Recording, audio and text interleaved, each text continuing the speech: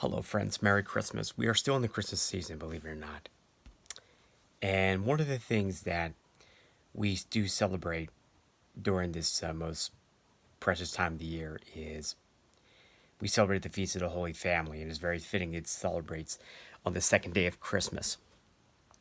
And how can we understand it is really a good question. So, one of the ways we can understand the the Feast of the Holy Family is the fact that the Holy Family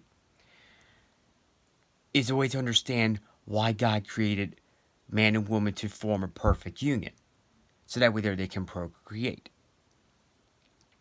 And establishes the family life as a sacred reality at the very foundation of the social order. Today, the family is under attack from same sex marriage, from divorce, abortion, the list goes on. Even societies are saying that you can't have a family. Labor laws are really out of whack, let's face it. How often have we seen fathers missing out on their kids performing in sports or theater or dance, whatever kids are doing these days? Well, hopefully they're not always playing around with the gadgets and anything. They're just putting them down and doing something that would enhance their social skills and some of the skills they need to advance in the workforce, assuming they're learning that, of course. But in all seriousness, what we see here is an invitation for us to foster, I should rather say, cultivate a culture in which families thrive. They build upon each other. Saint Therese of Lisieux, the little flower saint, of course, her parents were canonized roughly about 6 years ago. And they've had some joys in their lives. They had some challenges. Yet, they had one goal in mind. St. Louis would probably said to Zelly, "Hey, baby, do you want to marry me and strive for heaven?" Well, not like that, of course, but but that's really what we need. So we kind of break down what St. Paul says in the Colossians. I know it's like very, it's like really kind of like in your face kind of thing, but he reminds us that we have to put on what God placed before us, which are the compassion, kindness, humility, gentleness, and patience. Bearing with one another, and forgiving one another. Now, let's face it, not every family is perfect. I would agree with you on that one. I grew up in a broken home. I grew up with parents that there were times they fought. There were times like arguments got pretty heated. And there were times like if I didn't do things right, my mom lost it to the point where she could have had an easy breakdown. And believe me, I hate seeing my mom do that, even though she's like very bubbly. But I think also too, we have to understand that in the midst of it all, we don't really slow down and think. We don't slow down and humble our hearts. And that's what I think we all need to do. Even the book of Sirach reminds us that for the children, we have to take care of our parents, grieve them, and also to be considerate. So we have these game plans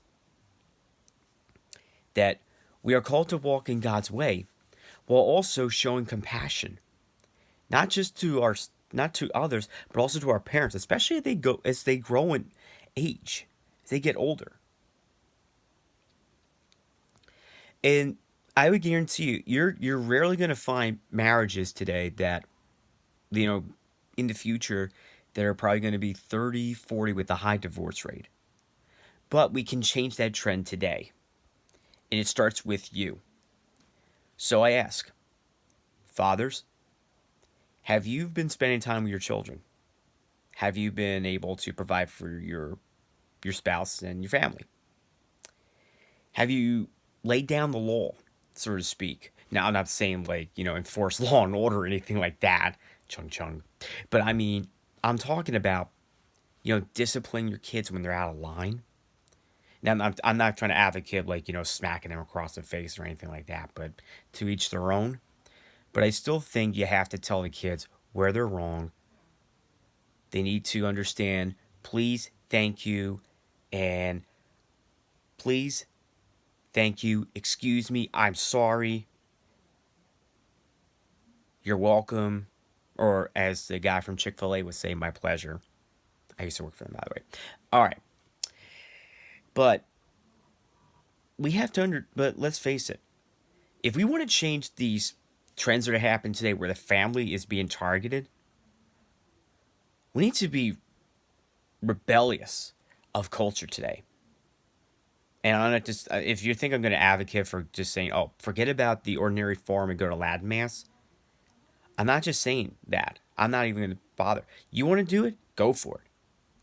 You want to marry some beautiful woman that wants to strive for sainthood, especially after you hold her hand during the Our Father, especially since she's cute, or vice versa? Then put God at the center of your lives, and boom, you're there.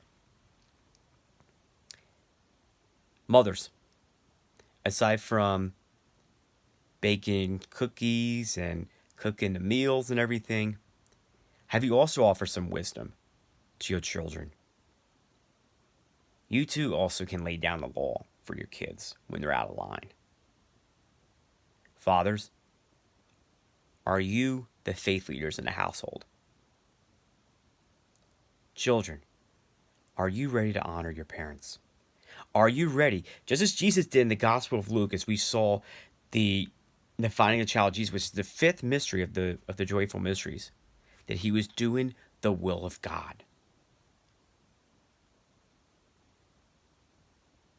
Just like the times when your parents were looking for you in the midst of the crowds, if you were going down the shore, or you're going to a sporting venue, whatever it is. You too must go and find Jesus.